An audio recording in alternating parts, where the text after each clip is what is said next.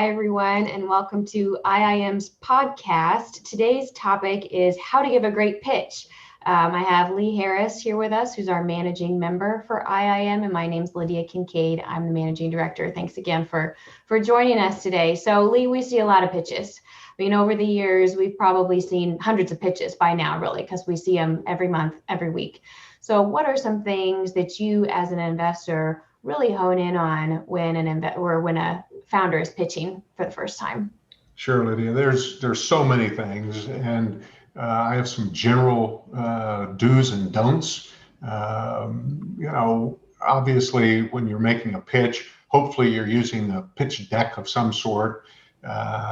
We've actually had a pitch recently where we were expecting a founder to use the pitch deck, pretty basic. And he said, "Oh no, I wasn't planning to. I was just going to talk." And it was a Zoom call, and he didn't even have his video on, and it was a really bad experience for everybody in our group. And the shame of it is he'd sent a pitch deck to you a few weeks earlier, and then didn't bother to use it. So if you're gonna make a pitch, you ought to have a pitch deck of some sort. It doesn't have to be long. It doesn't have to be terribly pretty or elaborate, but it helps keep the pitch on point. Probably my number one piece of advice to a founder or a founding team that's making the pitch is be 100% honest. Don't stretch the truth. We see this time and again where there's a bit of puffery, and sometimes it crosses the line. And unfortunately, we're going to smoke all that out in our due diligence process. So the case in point, we had a founder who had represented that a certain individual who we know was an advisor to that company. And it took a single phone call to find out that not true. This guy was not an advisor, and he was quite surprised that his name was being used that way. And as a result, we opted not to invest in that company. That's pretty basic. Just be honest. Another thought I have is simplify the complex. A lot of the companies we look at are in technical spaces, whether it's human health or animal health or the agriculture space and ag technology in particular. And some of that's pretty in the weeds. And again, our advice is stay out of the weeds if you can, but at the same time, simplify the complicated product or service that you're using. There will be domain experts that will ask questions, and sometimes it's appropriate to get into the weeds, but you'll have a pitch that goes off the rails if you get too deep into the weeds. And then I also like to, and this is an old adage, but are you selling a vitamin pill or are you selling a painkiller? And I think we've talked about this on a previous podcast. And it goes, again, I think, to emphasize that painkillers, I heard a study recently that was done by an individual in the venture space who said that 70% of the successful companies in the venture space are working with a painkiller.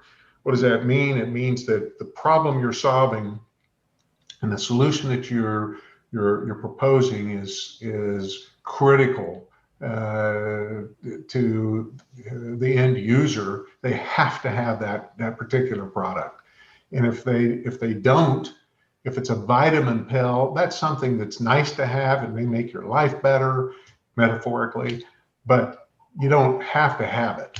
The painkiller you gotta have, and that study said 70% of the successful companies, at least in the recent past, have been working in that painkiller space, if you will.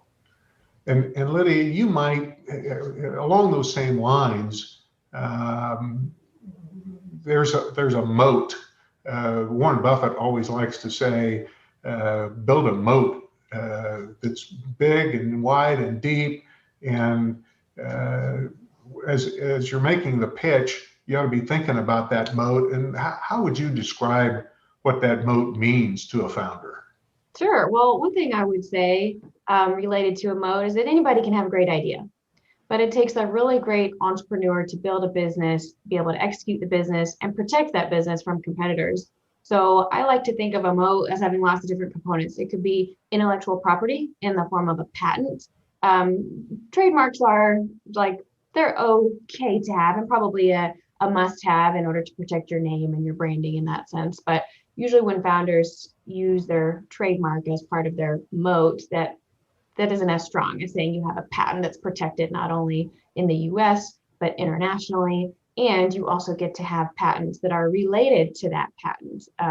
So patents are a big part of a company's moat. It keeps competitors from being able to encroach on their business. I would also consider the team a part of a company's moat as well. Is this founder really building a team of the best and brightest, people who are experts at what they do, people who have experience, people who have the right connections?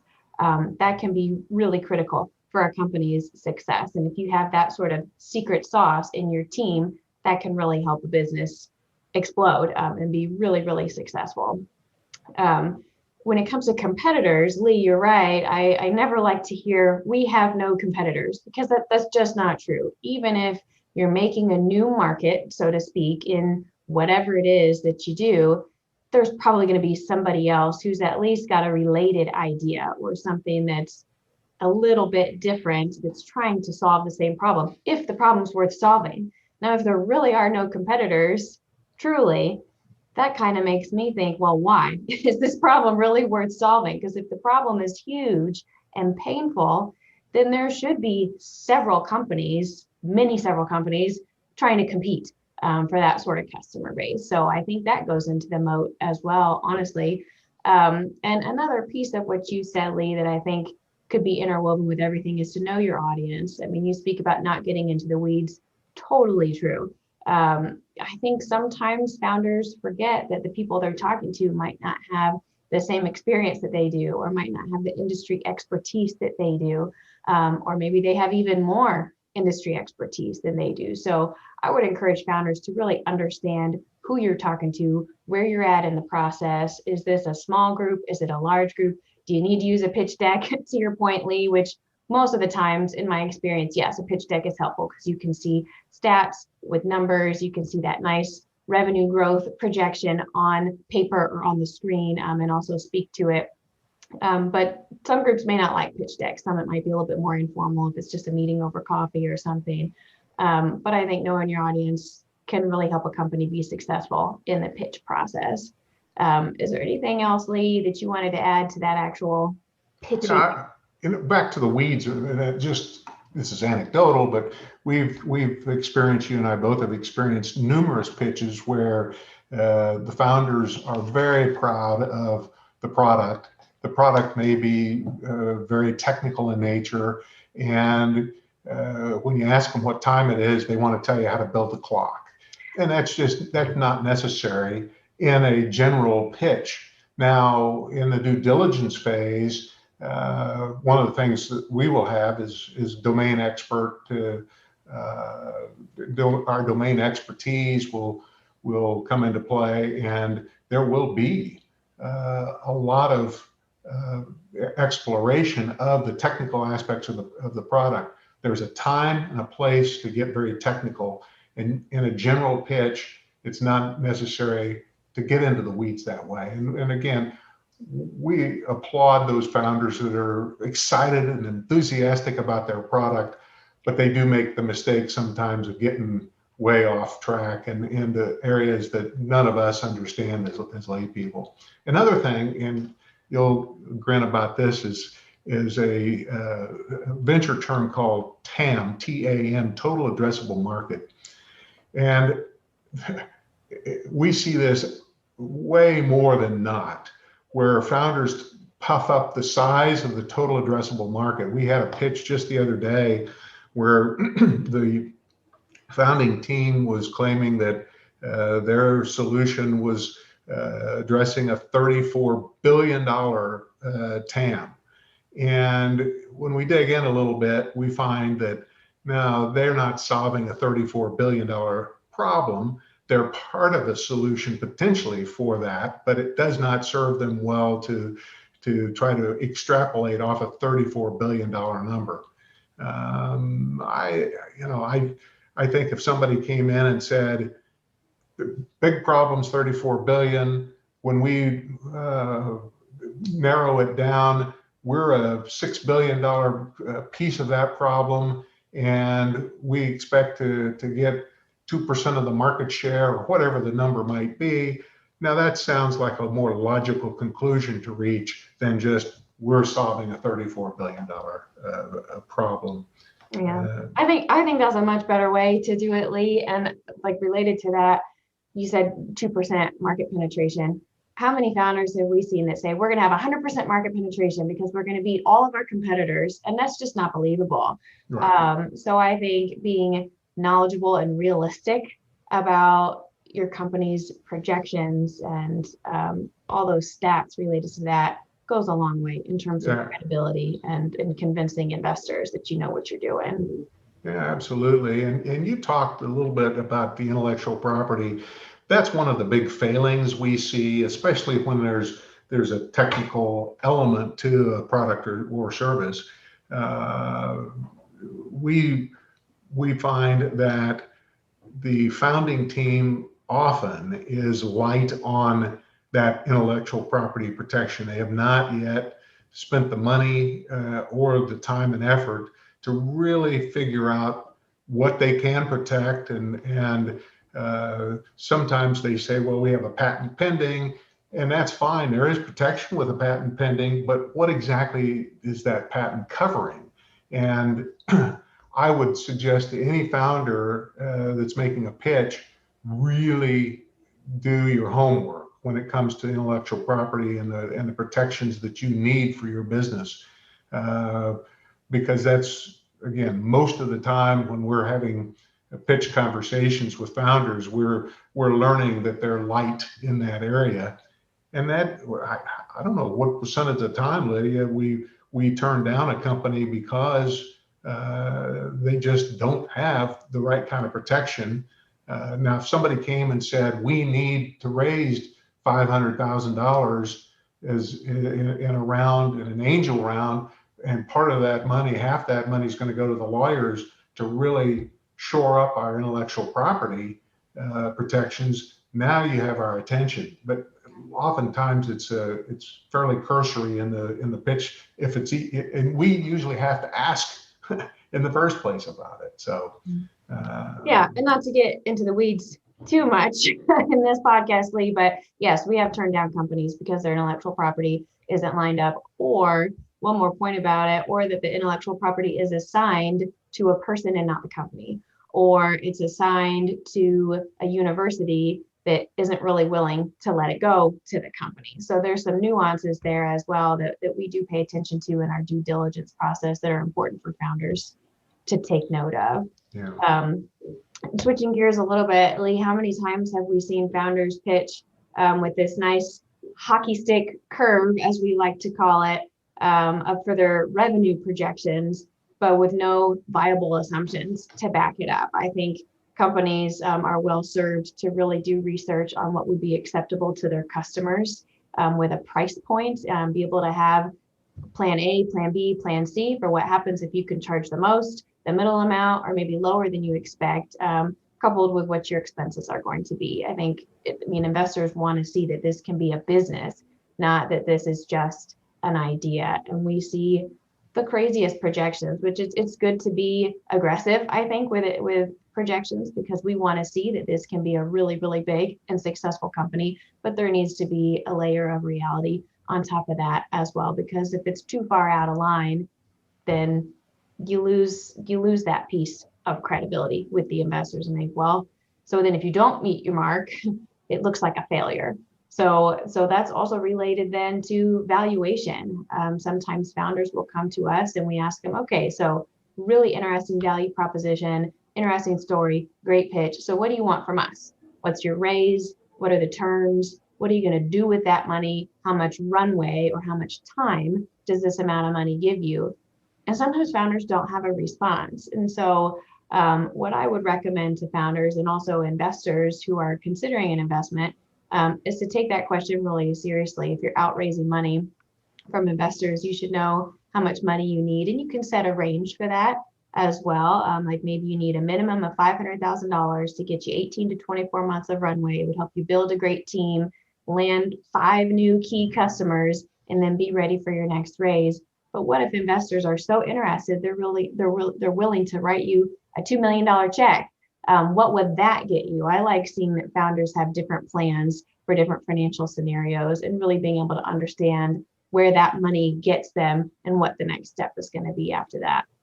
Yeah, and along those lines, the runway is critical. We don't particularly like to see a company come and say, what we're raising will get us 6 months or 9 months. Because they're just going to constantly be in the fundraising mode, and they take their eye off the ball in terms of developing a product or service. Our rule of thumb has generally been a minimum of 12 months. We really like to see 18 months. And if they come back and say, we need this money to get out 24 months, that's wonderful, because that shows that they're thinking long term. But I, again, would encourage founders not to try to do these little bridge rounds for 6 months here or 6 months there, because it never works. You think you're raising enough to go 6 months, and then you run out of money, and you really needed it for 8 months or 12 months or 18 months. And so that's important to us. And I think one other thing that founders should be prepared to talk about is the path to exit. As investors, we want to know when we get our money back. We tell our investor group that most companies, it's a 7 to 10 year process. And that's kind of an industry average when we're investing at the very earliest stage. Some of our companies are going to exit sooner. We like to know, what's the exit plan? Is the exit plan to sell to a private equity group? Is it to sell to a strategic partner? Is it to go to an initial public offering or a SPAC? And what's the time frame, and what are the thresholds that need to be met to get there? How many more rounds of funding do you expect as a founder before you have an exit for us and for yourself?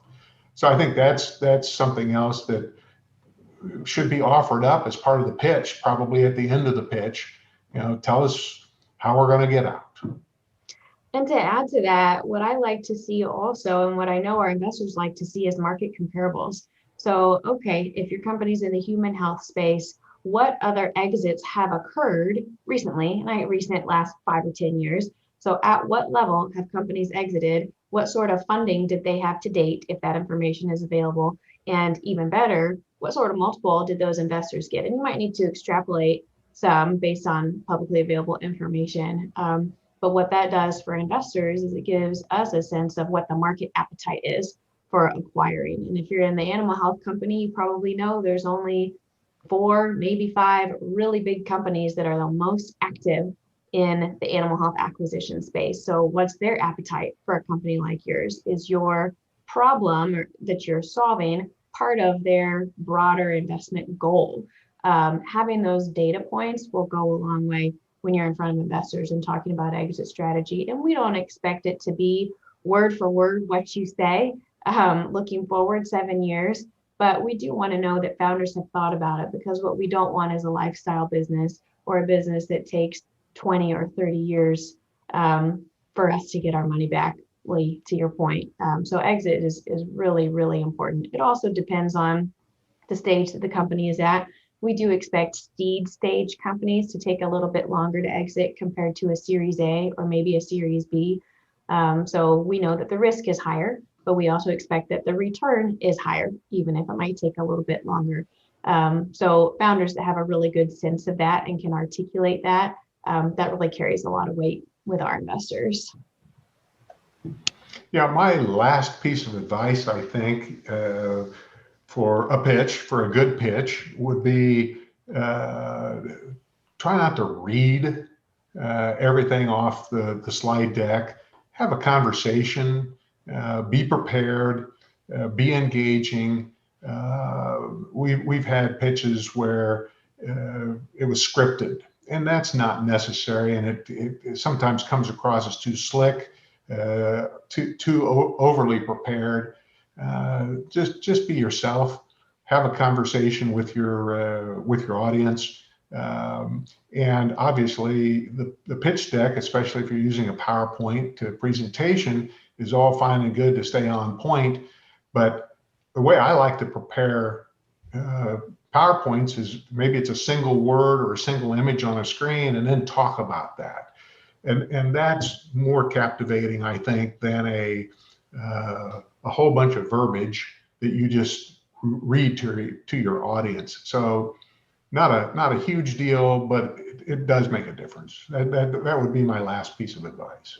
Yeah, I totally agree with that. It makes it a lot more engaging to feel like you're talking with somebody as opposed to being talked at. And that makes the experience better for everybody. The last piece of advice I would give has to do with the follow-up after the pitch. So usually what goes over the best, in my experience, is when founders are actively following up, either with me or whoever the point person is on the team afterwards. So they're seeking feedback, they're trying to learn what the next steps are if they haven't already. Usually they know ahead of time what next steps might be. They're ready to share their data room if due diligence is the next steps. I think it's really important for founders to be proactive and not just reactive, because that helps get them further along faster in the process. It's nice to see from founders that there is a sense of urgency and that they are really interested in our investment group, and they're the ones moving things along and anxious to get going. Of course, all within reason. Too much follow-up can tend to be a bit overwhelming, and that doesn't go over well. But I would say the founders who did ultimately receive funding from us were really proactive in making sure we had all the information that we need. They were quick to follow up. They were transparent. They did what they said they were going to do. All those things make for a really good experience on both sides. So with that, thank you again for listening today, and we'll look forward to doing this again soon. And thanks, Lee.